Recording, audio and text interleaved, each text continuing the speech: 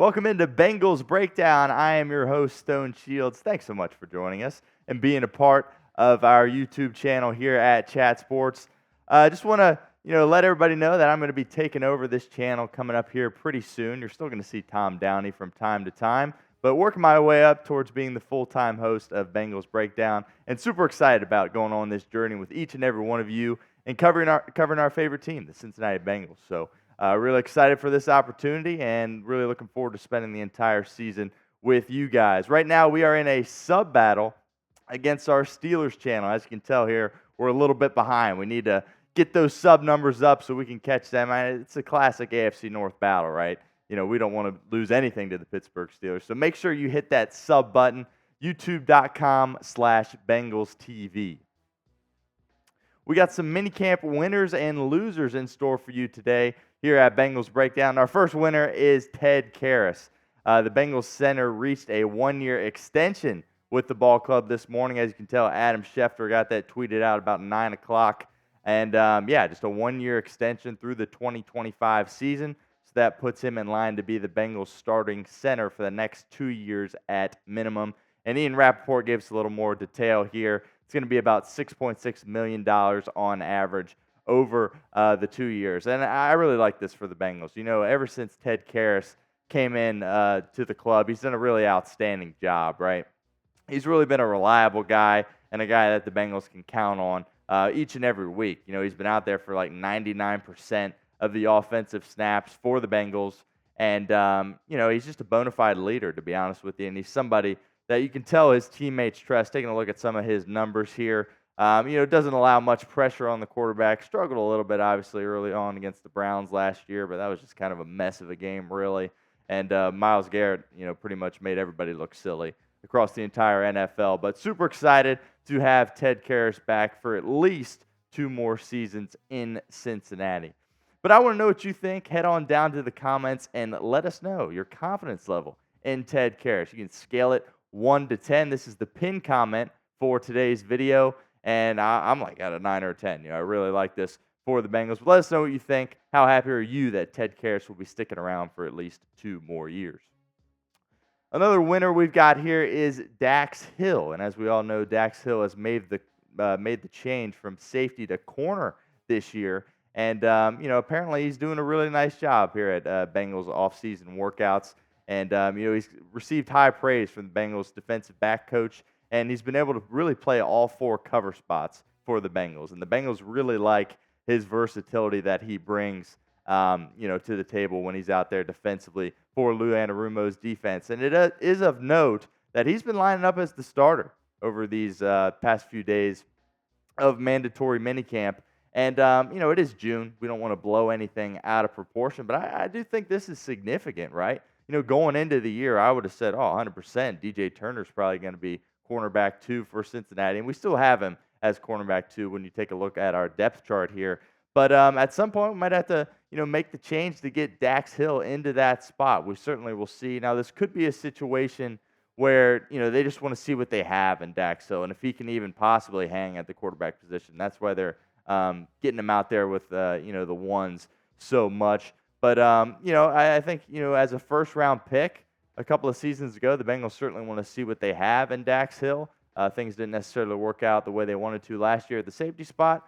But as far as we can tell, he's doing a nice job moving over to corner. Once again, your chance to get interactive in the comments. Should Dax Hill start at cornerback? Type Y for yes or N for no down in the comment section. Let us know what you think.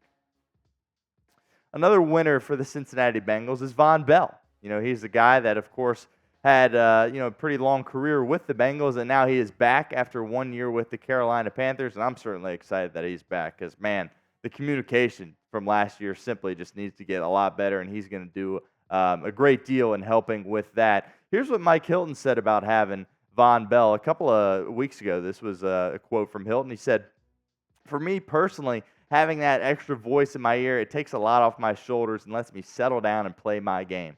Another voice who knows the system and knows how to win. Once the football gets thrown around, it gets you going. But you could just tell from our first snap, our communication is where it needs to be." And certainly love hearing that from Mike Hilton Taking a look at what Vonn's done in recent memory. Last year he didn't have a great year. Obviously, he's playing with the worst team in football in the Carolina Panthers. But he's a guy that the Bengals still believe can play 100%. They believe he can go out there and be a difference maker for them. He really was shined brightly for the Bengals, especially 2020 through 2022, and just his play in the playoffs really stands out to me as well. And everybody will always remember his play in the AFC Championship game in overtime in Kansas City. Him and Jesse Bates kind of tag team in that, and ultimately setting the Bengals up for success and winning that game. So for now, I think he's slated in as that starting safety spot alongside Geno Stone. Now, at some point, he's going to pass the torch to Jordan Battle. Whether that be in the preseason, in Week 8, or after the 2024 season, it's going to happen at some point. But the Bengals feel really good about what they have in Vonn Bell coming back. I want to take a second and shout out our friends over at Fanatics. Without them, this video would not be possible. And make sure you go get your Amarius Mims rookie jerseys. Those are on sale. Chatsports.com/Amarius Mims, Bengals first-round draft pick, of course. Make sure you go and get those. And the link will be in the comments and the description of today's video. So make sure you go over and get your Amarius Mims jerseys today. And speaking of Amarius Mims, he is actually another Bengals Minicamp winner here, at the offensive tackle position for the Bengals.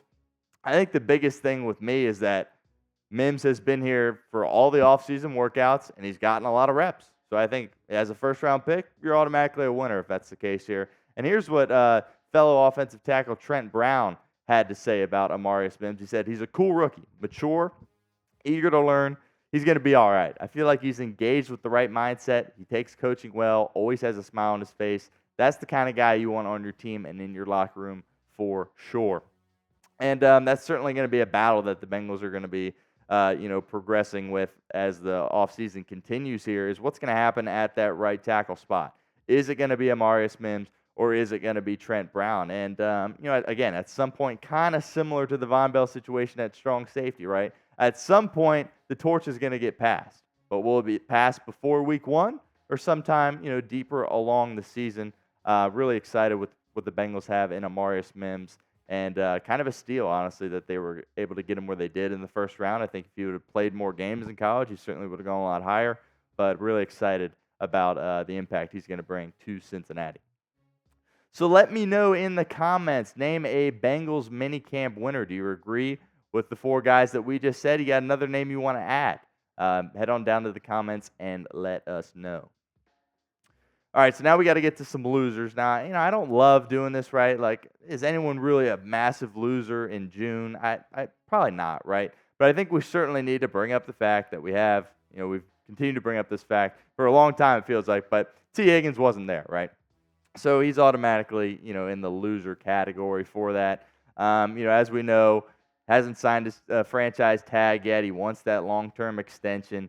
And, he's not going to show up to something like this when he's not under contract, right? Because he's not going to get fined. So not surprised at all that he wasn't there. It's unfortunate, but, business is business. He's got to do what he's got to do. And, I still believe and have the frame of mind that at some point T. Higgins will sign that franchise tag. I don't think he's going to get a long-term deal with Cincinnati, but he'll sign the tag and he'll run it back for one more season. Another loser that we got to bring up is Trent Brown.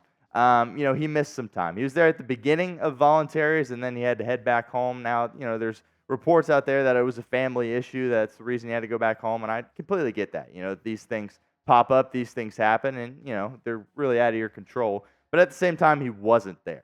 And the biggest, reason why he's in that loser category is because, well, they happened to pick your replacement in the first round of the draft. So there's already, not a lot of wiggle room for Trent Brown because, at some point they want Mims to play. And now he's already, off pace and he's behind with the reps. But, I think I've really liked what I've heard in terms of, the type of guy that Trent Brown is. There were some, reports in New England that he wasn't the best teammate and that didn't always care or whatever the case may be. But, I've seen a lot of positive things about Trent Brown, from his teammates so far in Cincinnati.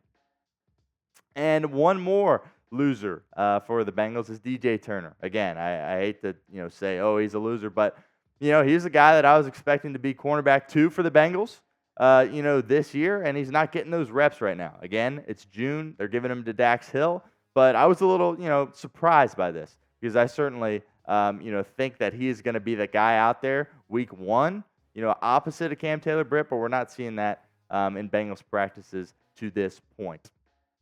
Once again, let us know in the comments a Bengals minicamp loser. Are you with me on T. Higgins and Trent Brown and DJ Turner? You got someone else you want to add in there? Let me know down in the comments section.